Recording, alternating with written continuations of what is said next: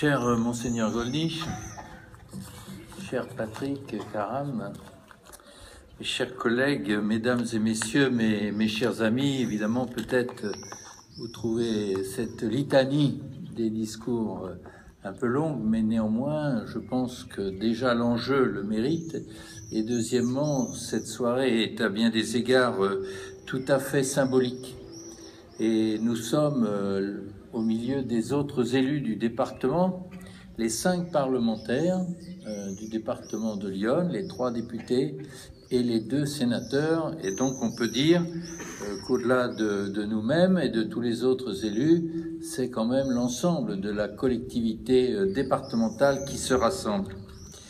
Et de la même manière, je trouve qu'il est extrêmement symbolique que notre réunion de ce soir se tienne alors qu'il y a 3 jours à Paris, mercredi, et un certain nombre de nos amis ici présents y étaient, une formidable soirée a été organisée pour les chrétiens d'Orient au cirque d'hiver, avec une ambiance tout à fait extraordinaire, je crois, des témoignages particulièrement émouvants et donnant même parfois des frissons dans le dos. Et puis je sais aussi que lorsqu'une religieuse a chanté le Notre Père en araméen, véritablement un vent d'espoir, un vent d'émotion a traversé tout le cœur de tout le monde.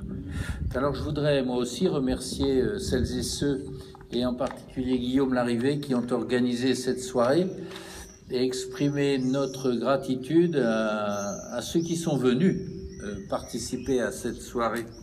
Et je voudrais dire que c'est à cet égard un grand honneur pour moi de retrouver Patrick Karam, que j'ai connu dans d'autres circonstances, et puis tout particulièrement Monseigneur Gollnisch, parce qu'il était presque encore en rodage lorsque nous nous sommes retrouvés au ministère de la Coopération, dont j'avais la charge à l'époque, avec beaucoup d'autres responsables religieux de l'épiscopat, pour parler de la situation des chrétiens d'Orient. Car si elle est aujourd'hui tragique, eh bien, ça a été, d'ailleurs, je crois, dit ce soir, ça n'est malheureusement pas nouveau. Alors, la situation des chrétiens d'Orient était fragile, historiquement. Elle est devenue aujourd'hui totalement insupportable.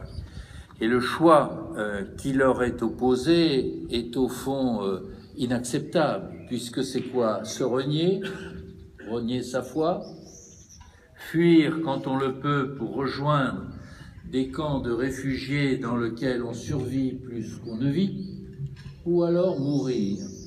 Quelle perspective pour tous ces hommes, toutes ces femmes et tous ces enfants et tous ceux qui sont allés dans les camps.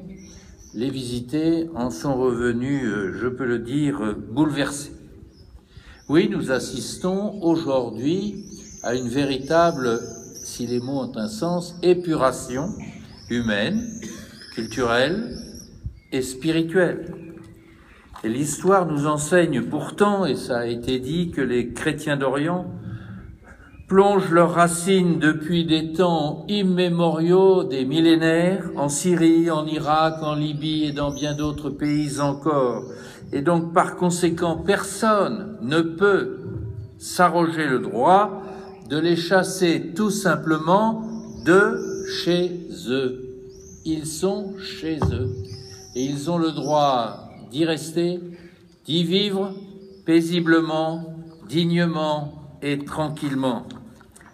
Oui, si les mots ont un sens, c'est vrai, nous sommes en guerre. Et je crois que quelque part, et peut-être moi le premier, nous n'avons pas suffisamment pris en compte quelle est aujourd'hui l'évolution ou les façons actuelles de faire la guerre. On a commémoré cette semaine Waterloo. Si on se rappelle Waterloo, il y a 2 siècles, si on se rappelle la guerre de 14, si on se rappelle la guerre de 40, etc., ça n'a rien à voir avec la guerre d'aujourd'hui. Et recevant cette semaine le président directeur général de la société, je la cite, Dassault, Éric Trappier, il nous disait que dans cette société très importante en termes d'armement, on était en train tout simplement de travailler à la création d'avions sans pilote. Et donc la guerre se fera prochainement avec des avions sans pilote.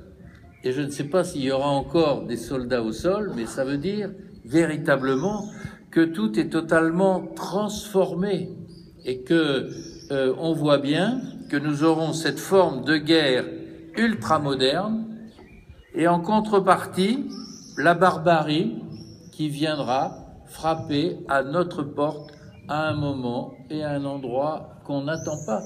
C'est ce que nous vivons encore aujourd'hui même par cet attentat en Isère et par la situation tragique dans ces hôtels de Tunisie.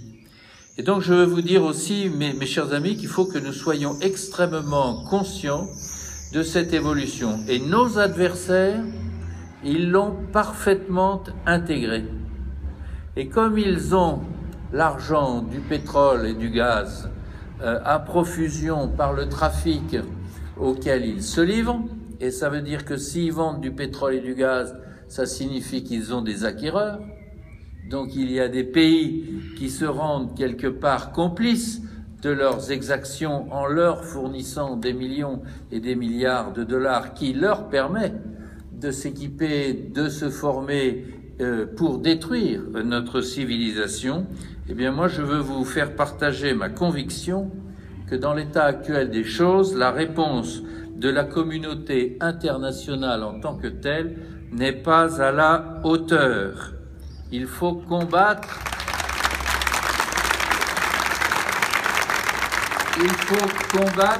et détruire Daesh. Oui, et je me permets de dire qu'il faut peut-être essayer d'éviter d'utiliser l'expression État islamique, parce que c'est leur donner raison quelque part, et sans le vouloir d'ailleurs, reconnaître qu'ils forment un État, alors que, je crois que c'est Patrick qui le disait, ce ne sont que des bandes de barbares et de terroristes. Et donc, à cet égard, c'est vrai, les frappes aériennes sont utiles mais insuffisantes. Et il est bien vrai que pour des raisons évidentes qu'on peut comprendre, les ministères de la Défense, le ministre de la Défense français, Monsieur Le Drian, qui est un homme tout à fait remarquable, ne communique pas jour après jour sur les cibles qui ont été atteintes par nos avions, mais on n'y arrivera pas. Avec simplement les frappes aériennes, on n'y arrivera pas. Et donc, si la communauté internationale, avec le concours des pays, comme cela a été dit, ne met pas les mains dans le cambouis, c'est une guerre qui va s'éterniser. Voilà ce que je voulais vous dire. Nous avons le devoir les uns et les autres, et notre rassemblement de ce soir y contribue, de défendre des valeurs que nous avons en partage. Bien sûr, elles sont les nôtres, mais au-delà, elles sont universelles. Et elles passent et elles transcendent chacune et chacun d'entre vous. Je veux vous dire aussi que le Parlement s'est engagé, ça a été dit pour l'Assemblée nationale. Au Sénat, nous sommes aujourd'hui 128 collègues, Jean-Baptiste aussi, au sein du groupe de vigilance, de réflexion et de solidarité avec les chrétiens d'Orient qui a été créé le 15 avril dernier. Et nous entendons par là même être des interlocuteurs, inciter nos gouvernants actuels à faire toujours plus, parce qu'il est vrai que la France est parfois un peu isolée.